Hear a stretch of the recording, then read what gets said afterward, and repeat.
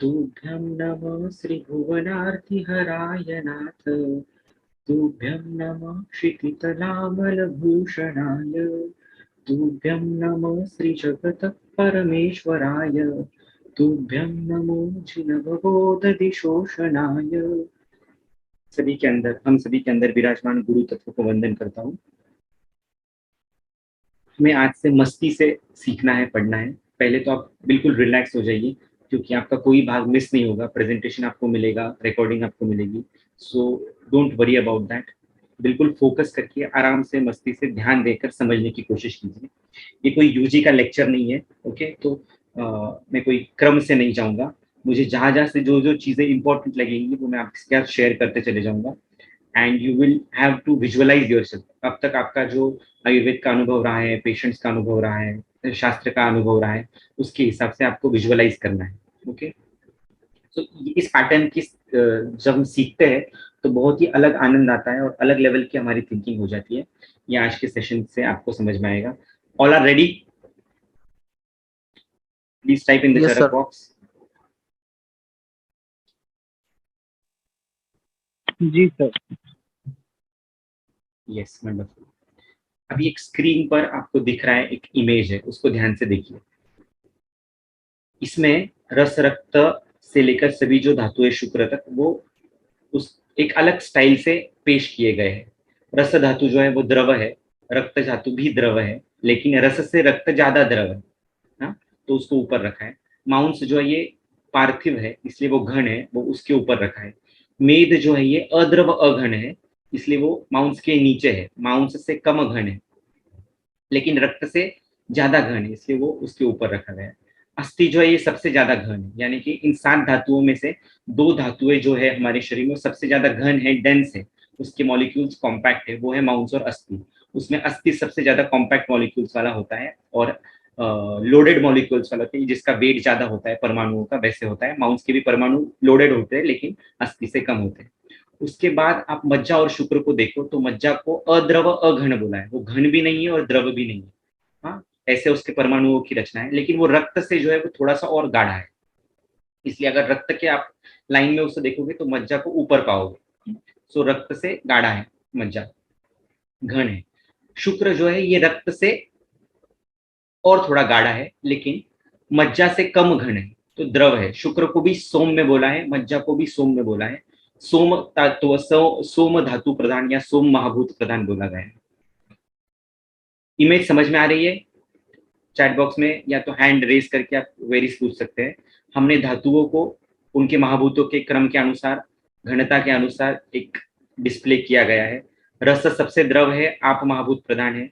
रक्त उससे थोड़ा कम द्रव है, वन्नी प्रधान है। ये सुश्रुत सूत्रस्थान 15 की जो डलन कमेंट्री है उसके हिसाब से, और वैद्य योगिनी मैडम जो है उनसे हमने सीखा है, उनके हिसाब से ये चार्ट बनाया गया है संहिता बोध इस प्लेटफॉर्म के थ्रू।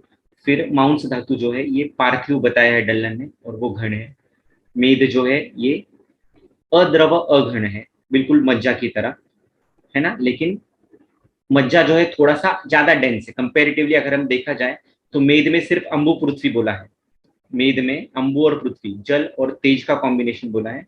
मज्जा को जल तत्व प्रधान बोला है, लेकिन मज्जा के कॉम्पैक्ट परमाणु है, वो मज्जा मेद से थोड़ी ज्यादा घन होती है। Is it clear?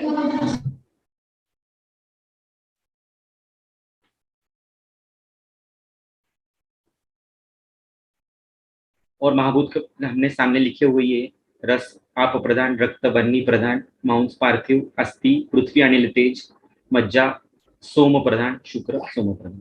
ओके, इस विजन को, इस इमेज को आपके राइट ब्रेन में, है ना, बिल्कुल फिक्स करके रख दीजिए। इसको हम अलग अलग तरीके से बाद में एक्सप्लोर करने वाले हैं।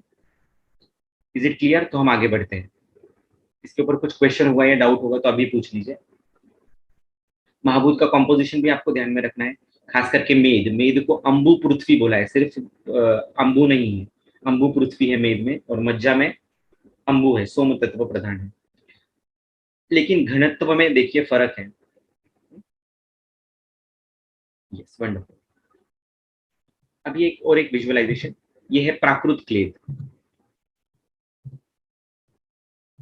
प्राकृत क्लेद मतलब क्या है, एक प्रकार का वेटनेस है, डैम्पनेस है, जो दीवारों पर लगा हुआ रहता है बारिश में, वर्षा ऋतु में, या तो जो दीवारों में थोड़ा सा ऊजिंग होता है फ्लोर की वजह से, वो हमें दिखता है। सो दैट इज प्राकृत क्लेद। अब इसको ही विजुअलाइज कीजिए, विकृत क्लेद क्या होगा। तो फ्लोर में से, सीलिंग में से, दीवारों पे से पानी के बूंद बूंद टपकना, ये विकृत क्लेद है, ये शैथिल्य की संप्राप्ति है।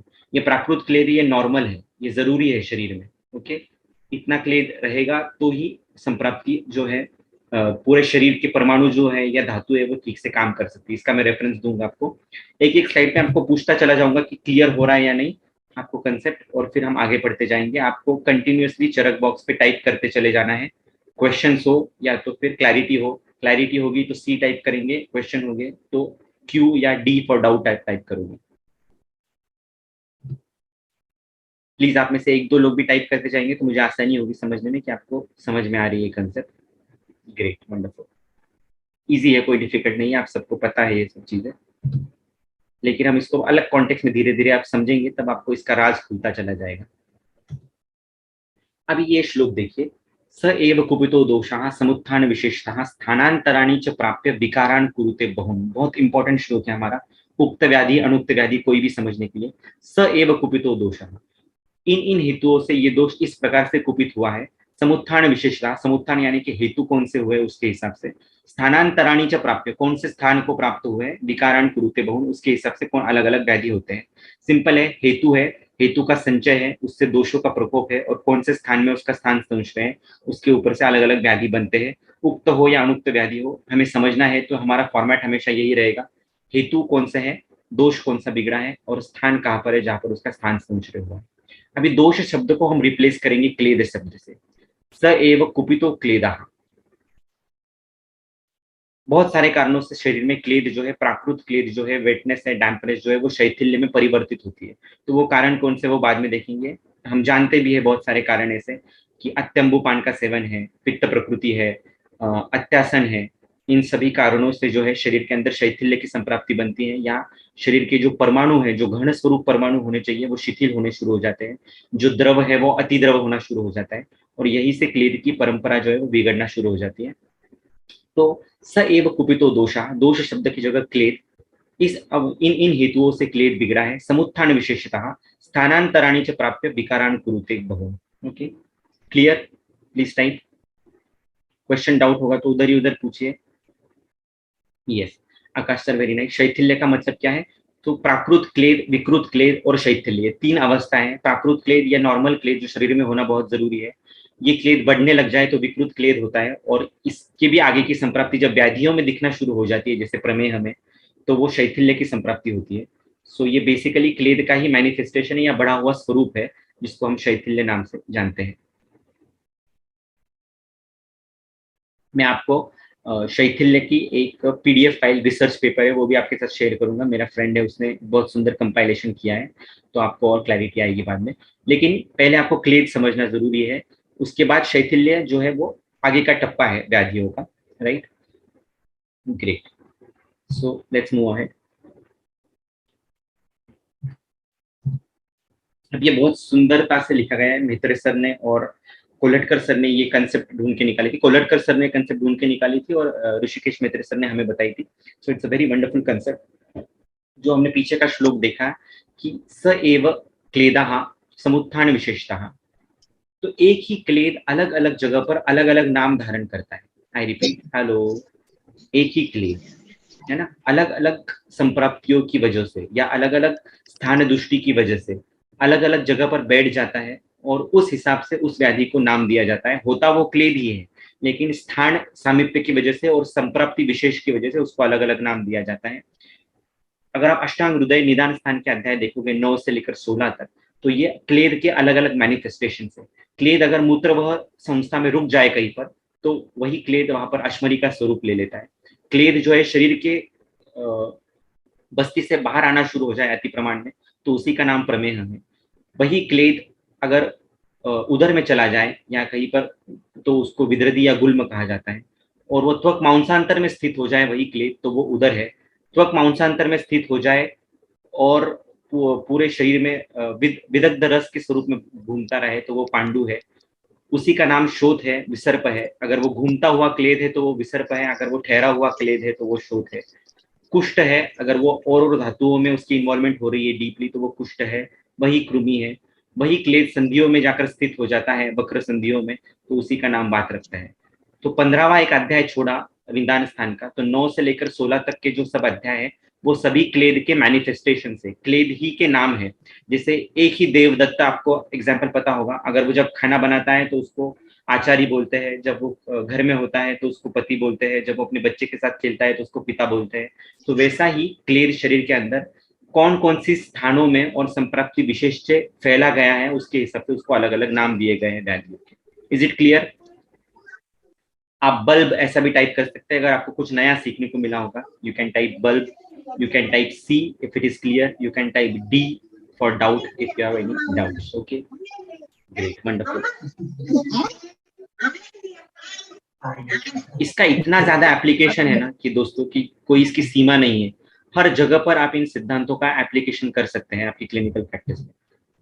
आप ये मत सोचिए कि ये आपको कब मिलेंगे रेडीमेड फॉर्मूले। रेडीमेड फॉर्मूले आप खुद डिजाइन करोगे, मुझसे भी अच्छे डिजाइन करोगे, बस कंसेप्ट को आप क्लैरिटी से समझने की जरूरत है। ओके, अभी प्रमेय की संप्राप्ति है। यदा बस्तिम तदा प्रमेयम, ये आपको श्लोक पता होगा, नहीं होगा तो निदान स्थान में आज देखिएगा कि इन इन हेतुओं से कब बिगड़ा है, क्लेद बड़ा है, और वो क्लेद यदि बस्ती में चला जाता है तो प्रमेय होता है। और अभी हमें दूसरा क्वेश्चन पूछना है, काउंटर क्वेश्चन इसको, यदि क्लेद बड़ा हुआ है लेकिन बस्ती में नहीं गया तो, यदा न बस्तिम तदा, तो क्या, तो उसको क्या नाम देंगे हम? समझ में आ रहा है? प्रमेय की संप्राप्ति में ऐसा होता है कि क्लेद बढ़ता है, ये होता है, फिर वो बस्ती में जाता है और फिर उसको प्रमेय हम बोलते हैं। लेकिन अगर बस्ती में स्थान विशेष ही नहीं होगा, वहां पर दृष्टि ही नहीं होगी, तो क्या प्रमेय तो नहीं होगा लेकिन क्लेद तो शरीर के अंदर घूमता रहेगा ना, तो उसको हम क्या नाम देंगे? तो आज उसको हम अलग अलग नाम से जानते हैं, हाई कोलेस्ट्रॉल लेवल से, हाइपरलिपिडीमिया के नाम से, हाइपरग्लाइसेमिया, हाइपर यूरिसेमिया, इन सभी नामों से हम उसको जानते हैं। ये और कुछ नहीं है, विकृत क्लेद के ही अलग अलग स्वरूप है। अभी किसी ने पूछा है क्लेड इज लिक्विड, हाउ इज अश्मरी एज कपर? तो क्लेड तो लिक्विड ही होता है, लेकिन जब वो रुक जाता है कई जगह पर तो उष्णता की वजह से शोषण की संप्राप्ति वहां पर शुरू हो जाती है स्थानिक लेवल पर, और वो सॉलिडिफाई होना, उसके मॉलिक्यूल्स शुरू हो जाते हैं। ओके, क्लेद इस आप प्रदान, ये आपको हमेशा ध्यान में रखना है कि अगर आप लोक पुरुष साम्य सिद्धांत से देखोगे चरक शारीर स्थान में, तो आपहा क्लेदहा ऐसे बोला है, यानी कि उसमें आप महाभूत का डोमिनेंस है, लेकिन क्लेद इज ऑलवेज पृथ्वी प्लस जल। हेलो, क्लेद मीन्स पृथ्वी प्लस जल। यू कैन से दैट 70% आप है और 30% पृथ्वी है। बिल्कुल जैसा हमारा शरीर है ना, हमारा शरीर जैसे 70% आप है और 30% पृथ्वी है, बिल्कुल क्लेद वैसा है। क्लेद इज नथिंग बट हमारा शरीर का कॉम्पोजिशन, और बाकी के 0.001% उसमें बाकी के 3 महाभूत हैं। Is it right?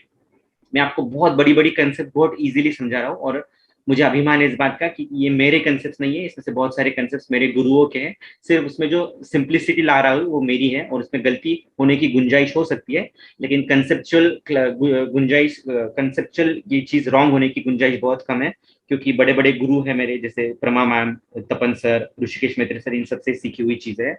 बस आपको मेरे राइस प्लेट में मैं सर्व कर रहा हूँ। Okay, next, is it clear? Wonderful. आप सभी के रिस्पॉन्सेस देख के बहुत अच्छा लग रहा है। ग्रेट। ज्यादा फास्ट तो नहीं हो रहा है?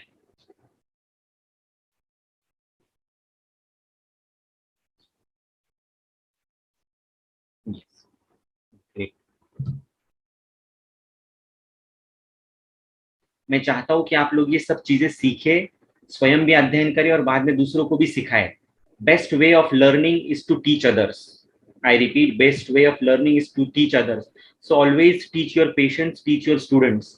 आपके पेशेंट को भी समझाइए, जो संप्राप्ति आपने बनाई है ना वो उसके भाषा में उसको समझाइए, उससे आपको ही क्लैरिटी आएगी। बोलते बोलते आपको ही समझ में आएगा कि अरे ये मेरा ही कंसेप्ट क्लियर नहीं है और मैं उसको समझाने जा रहा हूँ, फिर आप और पढ़ोगे और आप में और क्लैरिटी आना शुरू हो जाएगा। नाउ, ये एक श्लोक है फेमस, कौन बताएगा इसका रेफरेंस? यस, अमन मैम ने पूछा हाउ क्लेद is formed in the body, ये हम देखेंगे, बहुत इंपॉर्टेंट है, आगे देखेंगे। व्रणानाम अधिकम शूलम शीघ्र उत्पत्ति चिरस्थिति, रुदनम अपि वृक्षत्वम निमित्ते अल्पे अपि कोपणम। कोई बताएगा इसका रेफरेंस? आज बहुत सारे पेशेंट्स हमें दिखते हैं नॉन हीलिंग रिकरिंग वुंड्स के, ये सब एक प्रकार का रुका हुआ बिगड़ा हुआ क्लेद है।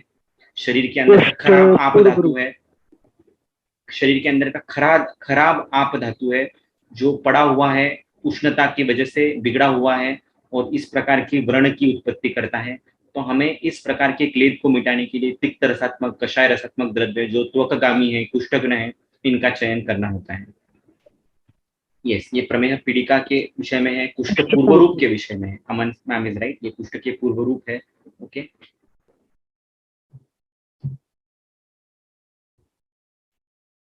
तो आज जो डायबिटिक नॉन हीलिंग अल्सर्स दिखते हैं या वुंड्स दिखते हैं, इसको सिर्फ आप पूर्व रूप ऑफ कुष्ठ या क्लेद की एक अवस्था विशेष मानकर ट्रीट करोगे तो बहुत ही फैसिनेटिंग रिजल्ट्स मिलते हैं, क्योंकि मॉडर्न में इसका जवाब नहीं है, इसके लिए बिल्कुल भी कोई सोल्यूशन नहीं है। कुछ टेम्पररी मेडिसिन देते हैं और ऑक्सीजन के कुछ सोल्यूशंस देते हैं और बाद में फिर एम्प्यूटेशन, यही उसके पास उपाय रहता है।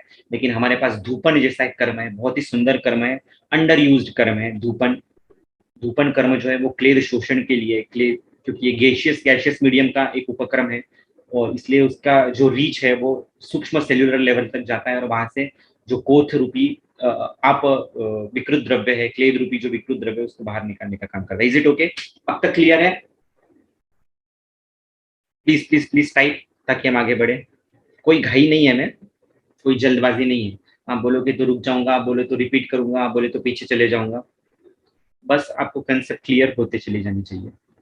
And don't think too much ahead, जिस स्लाइड पर है हम उस पर फोकस कीजिए और उस पे अंदर से जो क्वेश्चंस आ जाए आपको वो बताते चले जाइए। Okay, right. नाउ क्लेद, स्थानांतर और स्वरूपांतर। क्या है क्लेद? विकृत क्लेद की बात कर रहा हूं मैं। स्थानांतर, यूरिया, यूरिक एसिड, बड़े हुए हार्मोन्स, ये सब क्या है? ये क्लेद के ही तो बिगड़े हुए स्वरूप नहीं है। ये स्वरूपांतर है, स्थानांतर है। जो पहले संप्राप्ति देखी हमने वाग्भट निदान 9 से लेकर 16 तक, ये क्लेद का स्थानांतर है। और sugar, cholesterol, urea, uric acid, ये स्वरूपांतर है। एक ही खराब चीज है, कूड़ा है, उसका अलग अलग नाम है। कूड़ा है, कचरा है, अलग अलग जगह पर है, अलग अलग अवस्था विशेष है, उसको अलग अलग नाम दिए है। मॉडर्न को पता नहीं है कैसे हो रहा है, हमें पता है एग्जैक्टली ये संप्राप्ति कैसे होती है। ओके,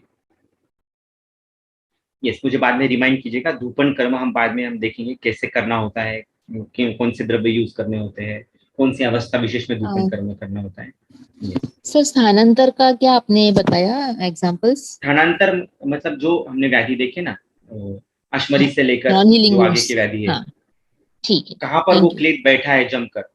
अगर मूत्रवा संस्थान में बैठ गया है, स्थानांतर हो गया है उसका, तो हम उसको अश्मरी नाम देते हैं। वही क्लेद शरीर में घूम रहा है स्किन में, तो उसको विसर्प नाम देते हैं। वही त्वक मांसांतर में स्थित हो गया है तो उसको पाउंडू या उदर नाम देते हैं। इस प्रकार से, जी जी, thank you thank you. Right. Again क्लेद, फिर से मैं आपको बेसिक में भी लेके चले जाता हूँ, आगे भी लेके चले जाऊंगा ताकि कंसेप्ट क्लियर होती रहे। क्लेद इज इसेंशियल भाव इन द बॉडी एज क्लेदक कफ। जिस प्रकार क्लेदक कफ है, वैसे शरीर में क्लेद इसेंशियल है। क्लेद कोई विकृति नहीं है, विकृति में परिणमन होता है उसका, लेकिन क्लेद बहुत ज्यादा जरूरी है। ये आगे आपको समझेगा। एक बहुत ही एक्सलेंट स्लाइड है, आपने कभी देखी नहीं होगी, इंदु टीका है उसके ऊपर की, वो आगे मैं आपको बताऊंगा। क्लेद या आहार परिणाम कर भाव है, तो क्लेद विकृत कैसे हो सकता है? It is one of the most essential ingredients of life. One of the आहार परिणाम कर भाव है। तो आहार परिणाम कर भाव सिर्फ कोष्ठ में मर्यादित मत समझिए, सेल्यूलर लेवल पर भी जो भी कोई मेटाबॉलिज्म हो रहा है, उन 6 पदार्थों जो आहार परिणाम कर भाव है उसमें से एक क्लेद है। यानी कि क्या है? द वर्केबल आप महाभूत इन योर बॉडी। क्लेद is nothing but the workable महाभूत इन द आप महाभूत इन योर बॉडी। सांद्र गुण की यदि आप व्याख्या देखोगे हेमाद्रि की, तो प्रक्लेदने सांद्र, ऐसा शब्द आया है। Okay, clay is appropriate balance of prithvi and jalam. I again repeat, clay is 70% jalam and 30% prithvi and maybe 29% prithvi and बाकी के 1%, बाकी के 3 महाभूत जो है उसका कॉम्बिनेशन ही clay है। It is medium of conduction during and after digestion, पाचन and metabolism of धातु निर्मिति। मीडियम है, इसके माध्यम से, क्योंकि ये आप महाभूत है, इसके माध्यम से सब क्रियाएं होने वाली है। So it is very very important. When it is excess in quantity or if its concentration or proportion of Prithvi Jalam alters, it is दुष्य। I repeat, अगर वो अधिक मात्रा में बढ़ जाए, जैसे कि प्रमेह में होता है, बहुद्रव श्लेष्मा दोष विशेषा, तो वो विकारकारी है, वो प्रमेय है। अगर उसका कॉन्सेंट्रेशन भी बिगड़ जाए, पृथ्वी जल जो 30-70 होना चाहिए वो 40-60 भी हो जाए तो विकृति है। फिर उसको यूरिक एसिड नाम दो या कोलेस्ट्रॉल नाम दो, जो भी आपको उचित लगे, या जो भी संप्राप्ति बन रही है उसके हिसाब से आप नाम दो। हाँ, है वो बेसिकली क्लेद है। हेलो, फिर से देखिए, as per Mahaguru Kolhatkar sir, अष्टांग निदान स्थान, हृदय निदान स्थान 9 to 16 अध्याय आर नथिंग बट द स्थानांतर मैनिफेस्टेशंस ऑफ दुष्य और क्लेद इन वेरियस फॉर्म्स। 9वां अध्याय अश्मरी है, 10वां मेह, 11वां वृद्धि विद्रदी वृद्धि गुल्म, 12 उदर पांडु शोथ विसर्प कुष्ठ कृमि और वात रक्त, इन सभी के सभी व्याधियों में क्लेद का विचार किया गया है।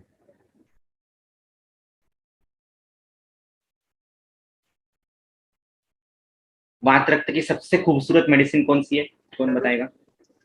वात रक्त की सबसे खूबसूरत, वात रक्त में दो चीजें सबसे खतरनाक बताई गई है। कौन सी चीजें? अगर ये दो चीजें वात रक्त में निर्माण हो जाए तो वात रक्त असाध्य की तरफ चला जाता है। तो वो दो चीजें कौन सी है, कौन बताएगा?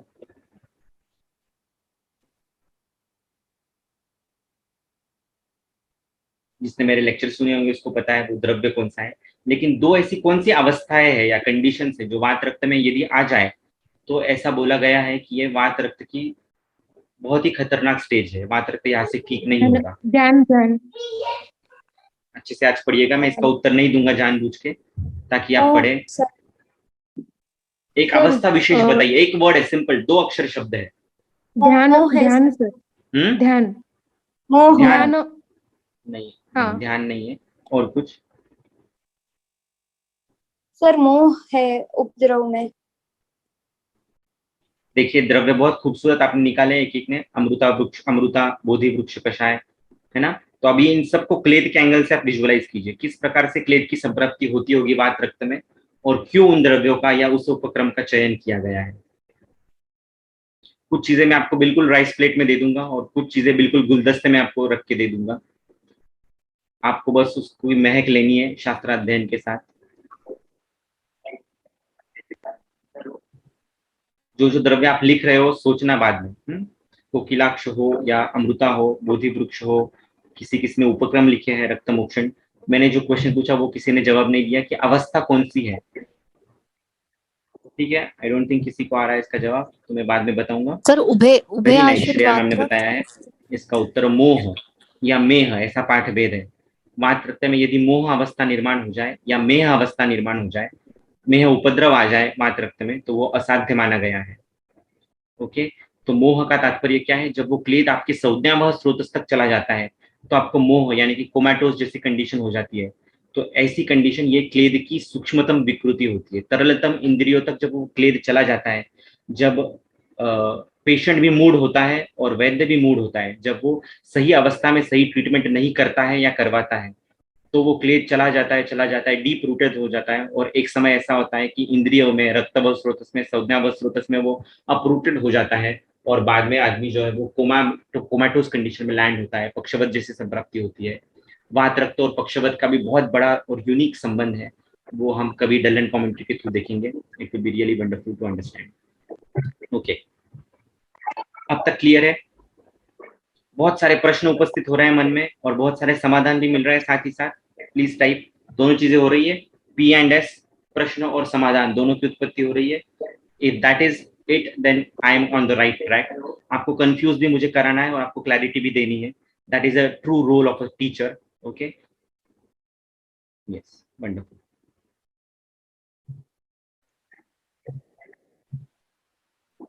स्वेद और मूत्र, स्वेद एंड मूत्र interchange the quantity and summer and winter. बराबर है ना? विंटर में मूत्र की प्रवृत्ति बढ़ जाती है, समर में जो है मूत्र की प्रवृत्ति घट जाती है।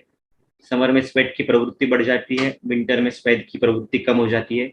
तो ये क्लेद आपस में हेराफेरी करते हैं, इंटरचेंज करते हैं, शरीर को साम में रखने में, समयोग वाहित्व मेंटेन करने के लिए ये शरीर का जो है ये प्राकृत कर्म है या धर्म है।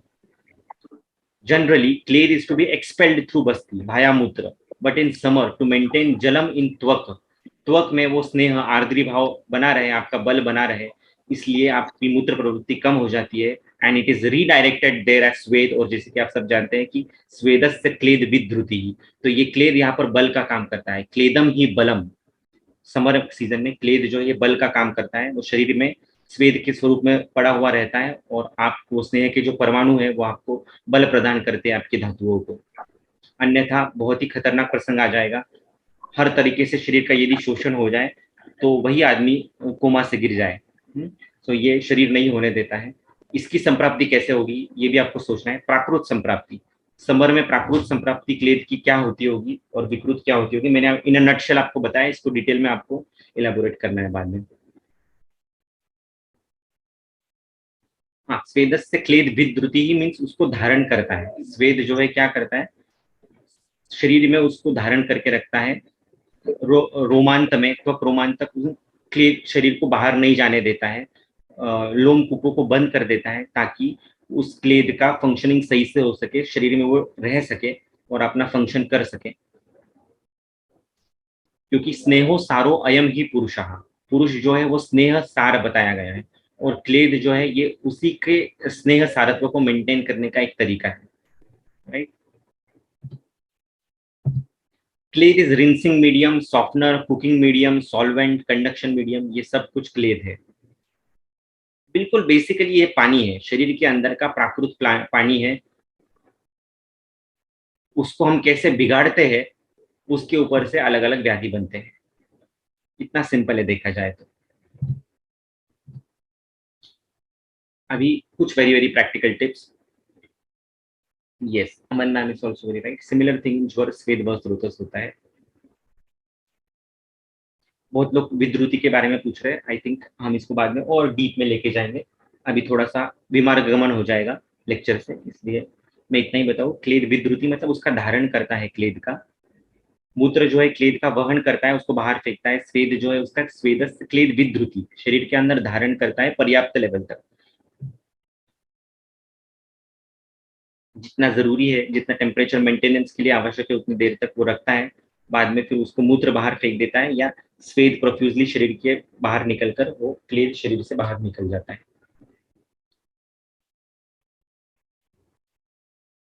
कोई पूछ रहा है कि डिफरेंस बिटवीन रस एंड क्लेद क्या है, तो पहली बात चीज मतलब रस जो है ये धातु है, राइट। क्लेद जो है ये शरीर का एक भाव पदार्थ है, इट इज नॉट अ धातु। क्लेद जो है ये धातु भी नहीं है, उपधातु भी नहीं है, उसको धातु सार शेष कहा गया है। हेलो, किसी ने नाम सुना है? सूक्ष्म मल भी कहा कोई गया वर्ड आया है धातु सार शेष। जिसको पीएचडी करनी है ना उसके लिए क्लेद से बढ़कर कोई टॉपिक नहीं हो सकता है आज की डेट में, इतना सुंदर विषय है। देखेंगे, ये स्लाइड मेरे लिए बहुत इंपॉर्टेंट है, इसको समझिए बिल्कुल फोकस। दीर्घ श्वसन, 4 से 5 बार ओमकार, हमको ब्रेन को फिर से फोकस में लाने के लिए छोटी छोटी ट्रिक्स यूज करनी होती है। ओके, ओमकार का उच्चारण करेंगे और उसके बाद इस स्लाइड पर आएंगे। तब तक ये पढ़ लेते हैं एक बार। जनरली विरेचन एंड तिक्त रस, समटाइम्स कषाय रस एंड रुक्ष विशद आर यूजफुल टू ट्रीट तज्जन्य यानी कि क्लेदजन्य वैलीज। मेनी मेडिसिन आर जनरली तिक्त, it is due to their anti क्लेद इफेक्ट। आपने कभी ये सोचा होगा या इस एंगल से सोचा है पता नहीं, बहुत सारी हमारी मेडिसिन तिक्त रसात्मक ही क्यों है, बाकी रस की मेडिसिन बहुत कम है, तिक्त रसात्मक क्यों ज्यादा बताई गई है, तो उसका क्लेद से बहुत बड़ा रिलेशन है। इसलिए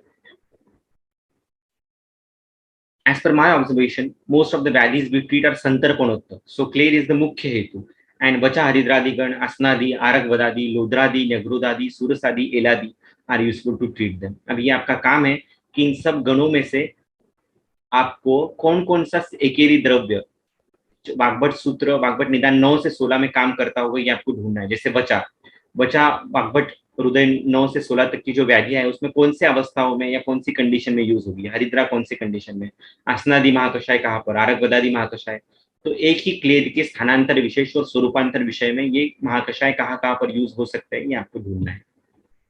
ओके, अब तक क्लियर है? अभी पीछे का सब भूल जाइए थोड़ी देर के लिए। ओ, ओ,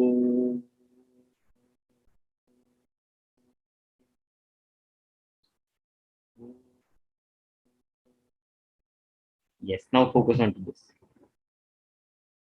अष्टांग हृदय शारीर स्थान, तीसरा अध्याय, 9वां श्लोक. धात्वांतराशय क्लेदो विपक्वः स्वं स्वं ऊष्मणा श्लेष्म स्नायव परच्छन्नः कलाख्यः काष्ठसारवत्.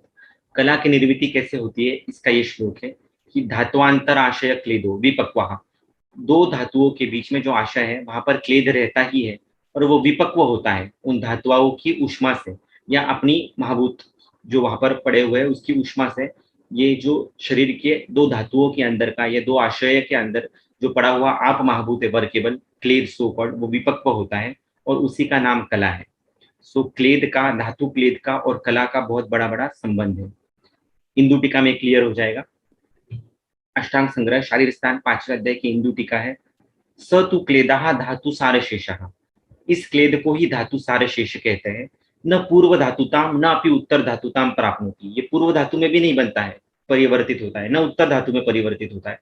तो क्या होता है इस क्लेद का, तो ये स्वल्पत्वात कला संज्ञा, इसी क्लेद को धातु सार शेष को ही कला संज्ञा, कला कहा जाता है.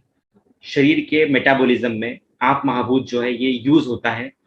ये ना तो धातु है ना तो उपधातु है, लेकिन ये कला के स्वरूप में, अव्यक्त स्वरूप में शरीर के अंदर हमेशा बना हुआ रहता है. इसी धातु सार शेष को यानी कि इसी धातुगत क्लेद को हम कला कहते हैं. Very important concept. ये अगर आपको समझ में आ जाए तो चुटकियों में बहुत सारे पजल सॉल्व हो जाएंगे. फिर से देखिए, समझिए. धातु सार शेष स्वल्प प्रमाण एतेन कला स अधिष्ठान पृथक धातु उपलम्ब कार्येन. इस क्लेद का, इस धातु क्लेद का या इस वर्केबल आप महाभूत का सो कॉल्ड प्राकृत क्लेद का काम क्या होता है, तो पृथक धातु उपलम्ब कार्य, धातुओं को पृथक करना. मान लीजिए एक रूम है और उसमें अलग अलग स्टैंडर्ड के बच्चे हैं, फर्स्ट ईयर के, सेकंड ईयर के, थर्ड ईयर के, और उनको बोला जाए 50 बच्चों को उस रूम में बिठा दिया जाए, उनको बोला जाए कि आप करो, आपको जो जो काम करना है, तो कितना कैओस क्रिएट होगा सोचो, है ना. ये कैओस क्यों क्रिएट होगा, क्योंकि डिफरेंशिएशन नहीं है. अगर हम उसी रूम में बंचिंग कर दे, ग्रुपिंगिज्म कर दे, फर्स्ट ईयर के बच्चों को एक जगह पर, सेकंड ईयर एक जगह पर, थर्ड ईयर एक जगह पर, और फिर उनको काम पे लगा दे, तो कितना सुंदर काम होगा. ऐसा जो काम शरीर के अंदर करता है उसका नाम क्लेद है, उसका नाम कला है. हेलो, उसका नाम धातु सार शेष है. समझ रहे हैं, थोड़ा थोड़ा समझ रहे हैं. 50% भी समझ में आ गया तो बहुत बड़ी बात है. इस स्लाइड को समझने के लिए कम से कम 1 घंटा लगेगा, इतनी खूबसूरत स्लाइड है ये, मतलब श्लोक है ये. Please type. कितना परसेंट समझ में आया, टाइप कीजिए एवरीवन. आपको क्या लगता है कितना परसेंट समझा आपको? 20.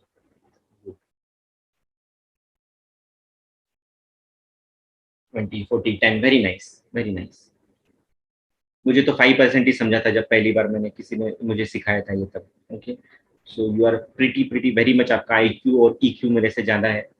Very nice. रेफरेंस नोट कीजिएगा या तो मैं प्रेजेंटेशन ही आपके साथ शेयर करूंगा. So don't worry about that. समझने की कोशिश कीजिए फिलहाल. फोकस. धातु क्लेद का नाम ही कला है, उसी का नाम धातु सार शेष है. ये वर्केबल आप महाभूत है शरीर. जब हम डिसेक्शन करते हैं तो ये दिखता नहीं है, कला दिखती नहीं है. लास्ट का श्लोक देखिए. अव्यक्तम एवं कलानाम अस्तित्वम साधितम भवेत एतेन कला स अधिष्ठान पृथक धातु उपलम्ब कार्येन. इस कला का, इस वर्केबल आप महाभूत का, इस प्राकृत क्लेद का, तो क्लेद का सबसे बड़ा व्याधि कौन सा है एज पर your common knowledge of Ayurveda, तो वो प्रमेह है ना. राइट. अगर प्रमेह है तो प्रमेह का आग्रह कौन सा है, धात्री निशा है. राइट. अभी धात्री निशा में क्या वैशिष्ट्य है कि उसको प्रमेह का आग्रह बता दिया है.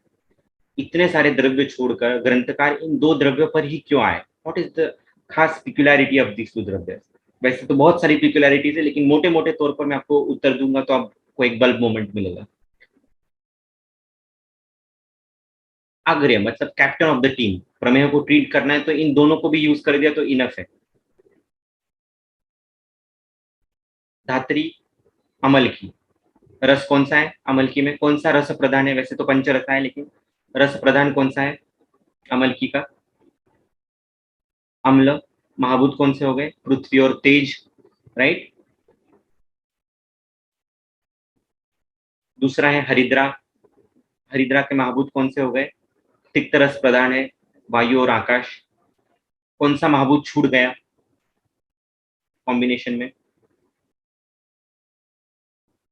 कॉम्बिनेशन अगर आप अमल की और हरिद्रा का देखो या कहीं कहीं पर आग्रह पर महेशु धात्री निशय ऐसा द्विवचन में भी लिया जाता है, जहां पर हरिद्रा दारू हरिद्रा दोनों को लेने का ये है। कौन सा महाभूत छूटा? आप महाभूत छूटा। क्यों छूटा? क्योंकि आपकी ही विकृति है, आपका ही प्रॉब्लम है, इसलिए आपको गायब कर दिया है और इन द्रव्यों का चयन किया है। दोनों ही रसायन द्रव्य है। अमल की जो है वो अस्थि मज्जा पाचक में आई गई है, यानी कि उसकी रीच जो है वो सटलेस्ट धातुओं तक है। और रसायन है, रुक्ष है, शीत है, रक्त पित्त प्रमेय गणम परम वृक्षम रसायन। सिर्फ रसायन नहीं है तो वृक्ष रसायन अमल की, यानी कि बिगड़े हुए धातुओं को, बिगड़े हुए क्लेद को सुधारते सुधारते शरीर पर उपकार करते हुए जाएगी। क्योंकि प्रमेह में ड्यूअल संप्राप्ति होती है, एक तो फटीक भी होता है और शरीर के अंदर क्लेद भी बाहर जा रहा है, दोनों कॉम्बिनेशन हो रहा है। इसलिए हमें ऐसे भी द्रव्य देने जो क्लेद का शोषण भी करेंगे लेकिन शरीर पर आपत्ति नहीं आने देंगे। तो ऐसा एक द्रव्य अमल की है। और हरिद्रा जैसे कि आप जानते हैं तिक्त रसात्मक है, वायु आकाश है, शोषण गुण प्रधान है। और जैसे हम लोकल में बोलते हैं कि हरिद्रा ये रूप को सुधारने वाली है, तो शरीर के अंदर मूत्र का जो रूप है या क्लेद का जो रूप है, विजुअलाइज कीजिए क्लेद कैसा दिखता होगा शरीर के अंदर बिगड़ जाए तो, और प्राकृत हो तो कैसा दिखता होगा। बिल्कुल जैसे धबधबे का पानी होता है, एक वाटरफॉल जैसे होता है, तो उसको आप गौर से देखोगे तो वो कलरलेस है, और ऐसे ही मोटे तौर पर देखोगे तो व्हाइट दिखेगा। तो वैसे ही क्लेद होता है शरीर के अंदर, कलरलेस भी है और व्हाइट भी है। और हम उसमें इम्प्यूरिटीज डालते चले जाते हैं हमारे गलत आहार विहार से। और जब ऐसी आप प्रधान विकृतियां शरीर में निर्माण हो जाती है तो उसको स्वच्छ करने का काम, स्रोत शोधन करने का काम ये वंडरफुल कॉम्बिनेशन करता है जिसका नाम धात्री निशा है। तो सोचो कितना अभिमान होना चाहिए आपको ग्रंथकारों के ऊपर, कैसे दो द्रव्य ढूंढ के निकाले। इससे बेहतर द्रव्य है ही नहीं प्रमेय के लिए। हमें और कुछ ढूंढने की जरूरत नहीं, हमें शिलाजीत के पास भीख मांगने की भी जरूरत नहीं है। बस सच्ची निष्ठा हो अमल की और हरिद्रा।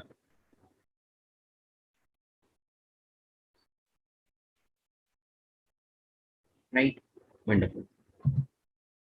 With that I think we will end this session. आप लोगों ने बहुत कुछ सीखा होगा और मैंने भी बहुत कुछ सीखा है आपको सिखाते सिखाते। This is the beauty of पारायण। आप लोग में से बहुत लोग जो पारायण नहीं कर रहे हैं उनको पारायण करना है, फिर से स्टार्ट करना है। पारायण करने से आपकी पेरिफेरल विजन से आपका राइट ब्रेन काम करता है, विजुअलाइजेशन क्रिएटिविटी बढ़ना शुरू हो जाता है, डिवाइन एनर्जी से, वाइब्रेशन से, प्योर वर्ड से आप कनेक्ट होना शुरू कर देते हो, और शास्त्र का गूढ़ार्थ जो है वो तंत्र युक्तियों के आधार पर आपको समझना शुरू हो जाता है। तो वीडियो जरूर देखिएगा मेरा यूट्यूब पे, पारायण का महत्व क्या है, कैसे करना चाहिए, प्रतिपारायण क्या है, उसको कैसे करना चाहिए। जो लोग कर रहे थे छोड़ दिया है, फिर से चालू कर दीजिए। जिन्होंने अब तक शुरुआत ही नहीं की है वो स्नेहा से एक बार कांटेक्ट कीजिएगा और उसका विधि समझ लीजिएगा और जरूर पारायण को स्टार्ट कीजिएगा। ओके,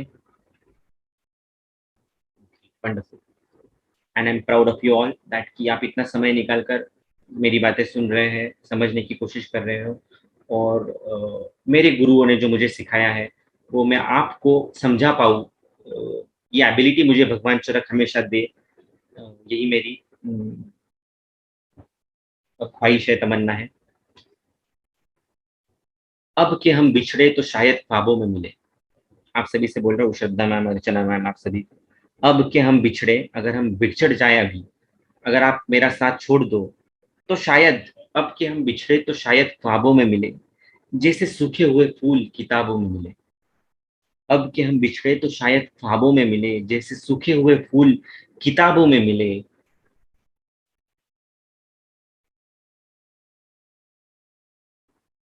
गमे मयूर भी शामिल कर लो गमे नीरू में, गमे मयूर भी शामिल कर लो गमे अब्दुल में।